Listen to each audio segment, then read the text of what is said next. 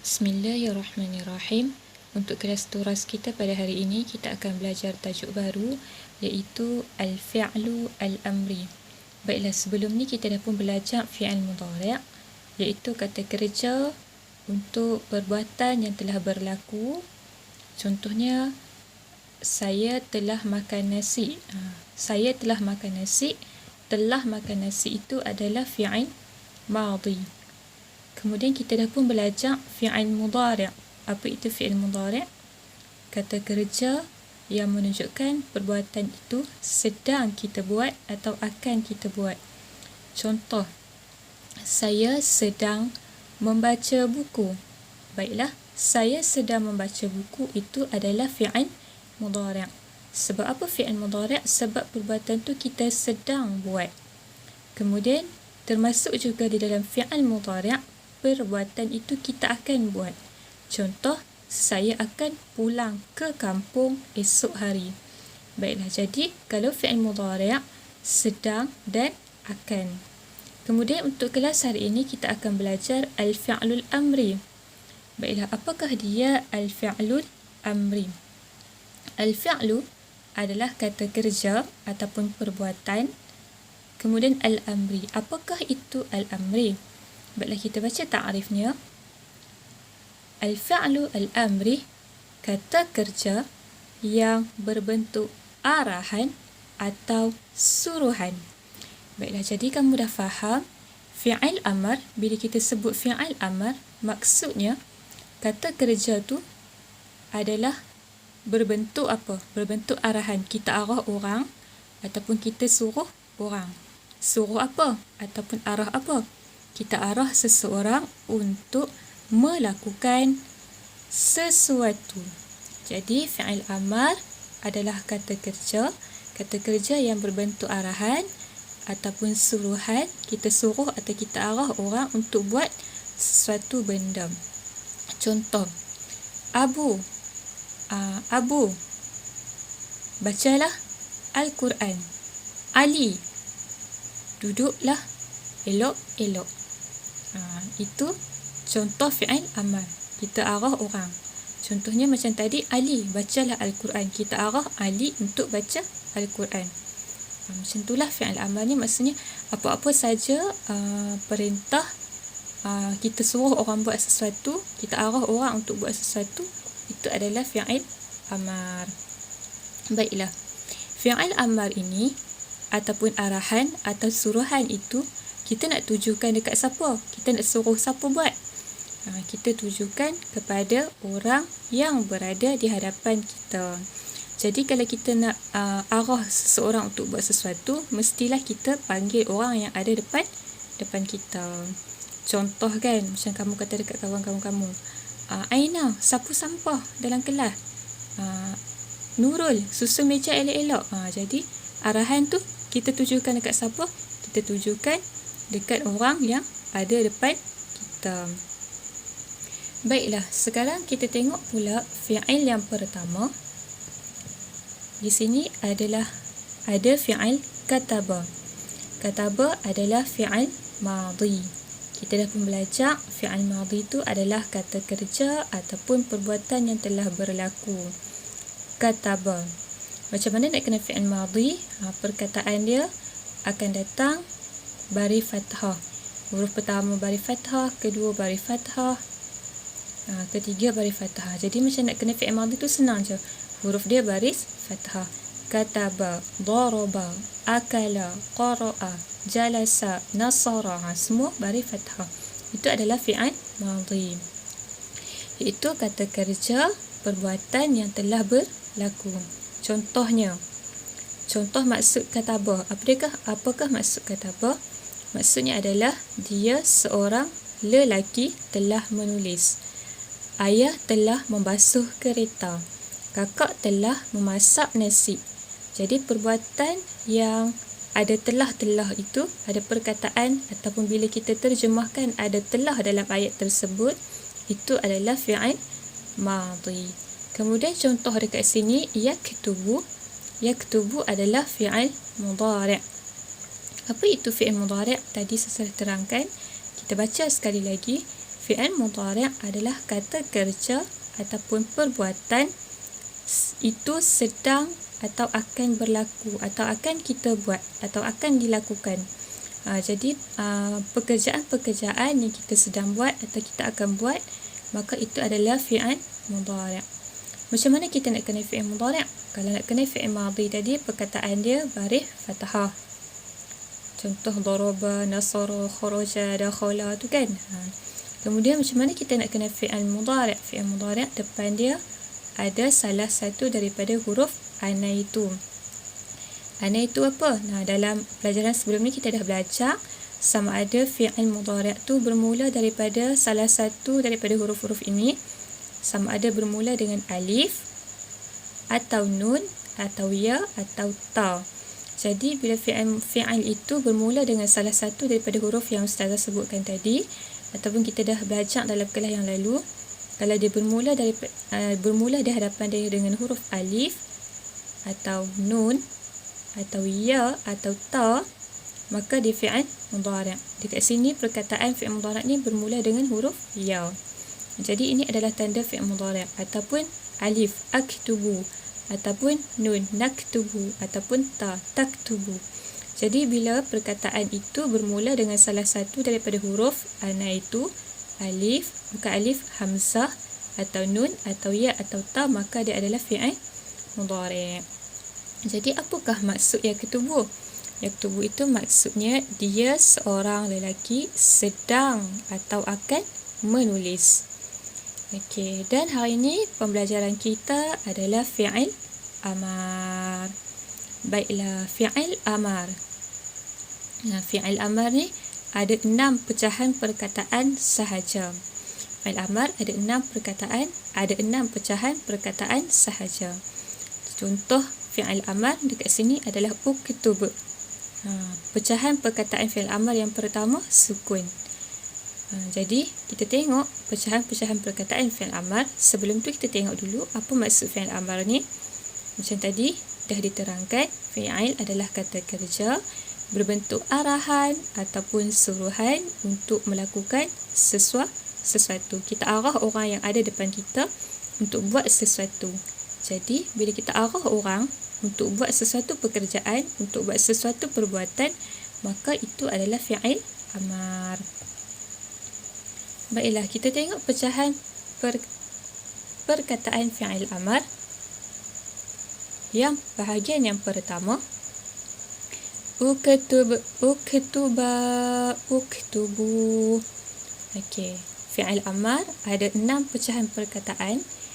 3 bahagian yang pertama ini adalah penggunaan perkataan fi'il amar ini adalah arahan kepada lelaki. Maksudnya, kalau kamu nak mengarah orang lelaki untuk buat sesuatu perkara, maka kamu gunakan 3 perkataan ini. Tapi ada cara dia. Macam mana kita nak gunakan 3 perkataan ini? Contoh, kalau kamu nak arah orang dan orang tu adalah seorang lelaki, kita gunakan perkataan yang pertama, uktub. Contohnya dekat sini nak arah seorang lelaki yang ada depan kamu untuk dia tulis. Jadi kamu kata dekat dia, uktub, tulislah kamu wahai seorang lelaki. Baiklah. Kemudian kalau kamu nak arah 2 orang untuk buat sesuatu perbuatan, untuk buat sesuatu pekerjaan, maka kamu guna uktuba tambah alif selepas perkataan ba. Alif ni tanda dia 2 orang. Okey, jadi penggunaan uktuba dekat sini adalah arahan untuk 2 orang lelaki yang ada depan kamu supaya dia menulis. Maksudnya perkataan uktuba ni kamu arah 2 orang lelaki yang ada depan kamu untuk dia tulis. Contohnya kamu ada anak murid. Kamu tengok dalam kelas tu anak murid kamu semua buat kerja, kecuali 2 orang saja tak buat kerja, duduk sembang. Jadi macam mana kamu nak arah mereka ni, 2 orang ni untuk menulis? Menulis pelajaran hari itu, kamu guna uktuba Ali wa Muhammad. Uktuba ya Ali wa Muhammad. Tulislah wahai Ali dan Muhammad. Uktuba Ya Ali wa Muhammad. Tulislah wahai Ali dan Muhammad. Jadi kalau kita guna uktuba, maksud uktuba adalah tulislah. Alif ni maksudnya kamu wahai dua orang lelaki. Tulislah kamu wahai dua orang lelaki. Kalau arahan tu pula kamu nak tujukan kepada ramai orang untuk buat sesuatu perbuatan, maka kamu tambahkan waw di hujung perkataan. Maksudnya kalau arahan tu untuk seorang, tak payah tambah apa-apa. Kalau di hujung perkataan, kalau nak arah atau nak suruh dua orang untuk buat sesuatu benda, tambah alif di hujung perkataan. Kalau nak arah ramai orang untuk buat sesuatu benda dan orang tu adalah ramai lelaki, kamu tambah waw di hujung perkataan. Jadi alif menunjukkan dua orang lelaki, waw menunjukkan ramai lelaki. Jadi dekat sini dalam kelas kamu nak suruh semua anak murid kamu tulis. Anak murid kamu, contohnya macam kamu ajar kelas lelaki, kamu nak suruh semua anak murid kamu yang ada dalam kelas untuk menulis pelajaran. Jadi kamu nak kata apa kat mereka? Uktubu, tulislah kamu wahai ramai lelaki. Bila kamu kata uktubu, maksudnya kamu perintahkan anak-anak murid kamu yang lelaki yang ramai itu untuk menulis. Jadi penggunaan perkataan uktub, uktuba dan uktubu adalah kita nak arah orang lelaki. Kalau kita nak arah seorang lelaki, guna uktub. Nak arah dua orang lelaki, guna uktuba. Nak arah dua orang lelaki, guna uktubu. Yang ni kalau nak arah untuk menulis. Contohnya kalau kamu nak arah seorang lelaki untuk masuk, gunalah udkhul. Dua orang lelaki, masuklah kamu wahai dua orang lelaki, udkhula. Masuklah kamu wahai ramai lelaki, udkhulu. Macam itulah. Sekarang kita tengok pula bahagian ataupun pecahan fi'il amar yang seterusnya.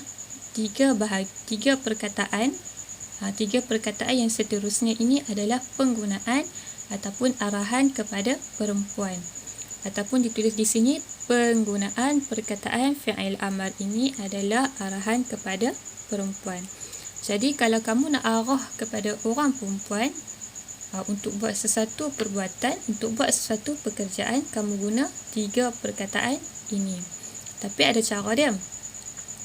Kalau kamu nak arah tu seorang perempuan, kamu tambahkan ya di hujung. Kalau kamu nak arah dua orang perempuan untuk buat sesuatu perbuatan, tambah alif di hujung. Kalau nak arah ramai perempuan untuk nak buat sesuatu perbuatan, tambah nun di hujung. Contoh di sini kamu nak arah seorang perempuan untuk menulis, sebab uktub tu maksud dia tulis. Jadi nak arah seorang perempuan untuk menulis, tambah ya. Uktubi, tulislah. Ya bermaksud kamu wahai seorang perempuan. Uktuba ni maksudnya tulislah. Alif ni maksudnya kamu wahai dua orang perempuan. Uktub, tulislah. Na maksudnya kamu wahai ramai perempuan. Okey, contoh juga kalau kamu nak suruh seorang perempuan baca. Kalau bacalah kan iqra. Dalam surah kan, ada surah dalam Al-Quran kan, ayat Al-Quran ada bunyi iqra. Iqra maksudnya bacalah kamu wahai seorang lelaki. Allah tujukan perkataan iqra ni, Allah tujukan kepada Nabi Muhammad, untuk Nabi Muhammad baca. Kan macam ada cerita kan, masa Nabi beribadah dalam Gua Hira tu, ada malaikat peluk Nabi. Malaikat kata dekat Nabi, iqra, bacalah. Itu adalah fi'il amar. Iqra maksudnya bacalah kamu wahai seorang lelaki. Sebab apa guna iqra? Sebab arahan bacalah itu ditujukan kepada Nabi Muhammad, dan Nabi Muhammad adalah seorang lelaki. Kalau nak arahkan dua orang lelaki untuk membaca, iqra tambah alif. Macam kalau nak arahkan ramai lelaki untuk membaca, iqra'u tambah waw. Macam itulah. Jadi kalau kamu nak arahkan seorang perempuan untuk membaca, nak kata apa? Iqra'i tambah ya di hujung. Bacalah kamu wahai seorang perempuan. Kalau kamu nak arahkan dua orang perempuan untuk membaca, iqra'a. Jadi bacalah kamu wahai dua orang perempuan. Dan kalau kamu nak arahkan ramai perempuan untuk membaca, iqra'na, tambah nun di hujung, bacalah kamu wahai ramai perempuan.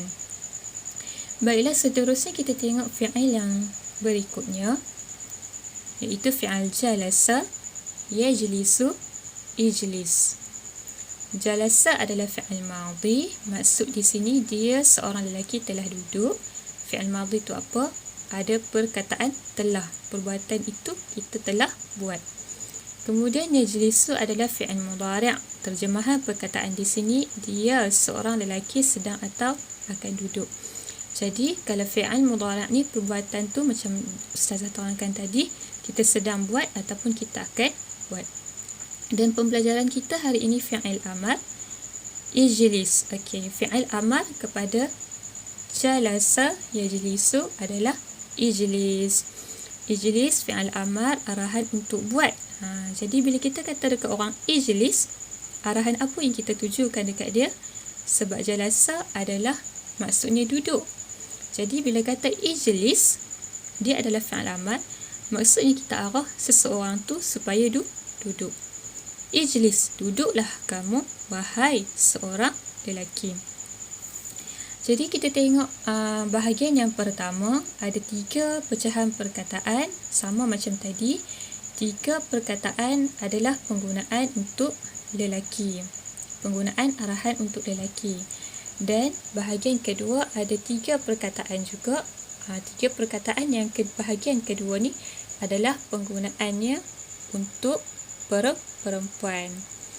Jadi kalau kita nak mengarah, nak tujukan arahan kepada orang lelaki, kita guna 3 perkataan ni. Tapi kita tengoklah juga, kalau orang lelaki tu seorang, kita guna ijlis. Kalau orang lelaki tu 2 orang, kita guna ijlisa, sebab alif menunjukkan 2 orang. Kalau orang lelaki tu 3 orang, kita tambah waw di hujung, sebab waw ni menunjukkan ramai lelaki, kita guna ijlisun. Jadi ijlis adalah arahan, kita arah orang ataupun kita arah seorang lelaki supaya dia duduk. Jadi apa maksud ijlis? Duduklah kamu wahai seorang lelaki. Ijlisa tambah alif selepas sin, ada maksud dia alif tu. Alif tu menunjukkan bilangan 2 orang lelaki. Jadi terjemahan ijlisa adalah duduklah kamu wahai 2 orang lelaki. Contohnya kalau kamu tengok ada anak murid kamu atau tetamu, 2 orang tetamu mai rumah kamu, dan tetamu tu adalah lelaki. Jadi kamu nak mempersilakan 2 orang tetamu lelaki tu duduk. Jadi kamu katalah ijlisa, duduklah kamu wahai 2 orang lelaki, ataupun kamu arah mereka supaya 2 orang tetamu tadi supaya duduk. Ataupun ada ramai tetamu lelaki mai rumah kamu, jadi kamu nak mempersilakan tetamu lelaki yang ramai itu duduk, nak kata macam mana? Kita kata ijlisu. Macam mana? Kita kata ijlisu. Wow, menunjukkan ramai lelaki. Jadi terjemahan di sini adalah duduklah wow kamu wahai ramai lelaki. Baiklah, seterusnya, kalau kawan kamu perempuan datang ziarah kamu contohnya, kamu nak mempersilakan dia duduk. Jadi kalau kita persilakan orang duduk tu maksudnya kita arah dia duduk lah kan. Okey, jadi kawan kamu tu seorang perempuan, kamu nak arah dia duduk. Nak mempersilakan dia duduk, nak buat macam mana? Okey, tambah ya di hujung perkataan ataupun tambah ya selepas perkataan sin. Jadi kita kata macam mana? Ijlisi, sebab ya ni menunjukkan bilangan seorang perempuan. Ijlisi, duduklah. Ya maksudnya kamu wahai seorang perempuan. Dan contoh kalau ada tetamu perempuan, tetamu tu 2 orang, macam mana kamu nak mempersilakan dia duduk atau nak arah dia supaya duduk? Kamu kata ijlisa. Sebab apa? Alif menunjukkan bilangan 2 orang. Jadi bila kamu kata ijlisa, maksudnya di sini duduklah kamu wahai 2 orang perempuan. Contoh kawan kamu nama dia Fatin dengan Nurul mai ziarah kamu. Jadi kamu nak mempersilakan Fatin dengan Nurul duduk, kamu katalah ijlisa ya Fatin wa Nurul. Duduklah Fatin, Nurul. Macam tu. Dan seterusnya, kalaulah tetamu perempuan, ramai tetamu perempuan merumah kamu ada kenduri kan, kamu nak mempersilakan tetamu perempuan yang ramai-ramai itu duduk. Kamu nak buat macam mana? Tambah nun di hujung perkataan. Maksudnya kamu tambah nun di hujung perkataan selepas sin ni. Selepas perkataan sin.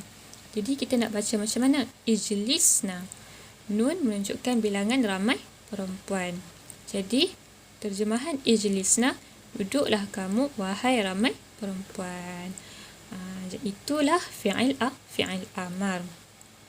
Jadi setiap tambahan di hujung perkataan ijlis jalasa ni, jim, lam, sin, setiap perkataan tambahan selepas huruf asal kan jalasa. Jadi setiap perkataan yang ditambah selepas sin, macam huruf asal adalah jalasa, apa-apa perkataan yang ditambah selepas sin ni ada maksud. Maksudnya adalah menunjukkan bilangan orang. Kalau tak ada apa-apa tambahan selepas perkataan asal, maksudnya penggunaan perkataan itu untuk seorang lelaki. Kalau dua orang lelaki ada alif, kalau ramai lelaki ada waw. Kalau seorang perempuan tambah di hujung perkataan asal huruf ya, dua orang perempuan tambah alif di hujung perkataan asal, dan ramai perempuan tambah nun di hujung perkataan asal. Dan kamu kena ingat, fi'il amar ini adalah arahan kepada siapa? Arahan yang kita tujukan kepada orang yang ada di hadapan kita. Kita suruh orang yang ada di depan kita untuk buat sesuatu perkara. Duduklah, makanlah, tidurlah, bacalah, berjalanlah, diamlah, berbarislah. Itu arahan untuk melakukan sesuatu perkara.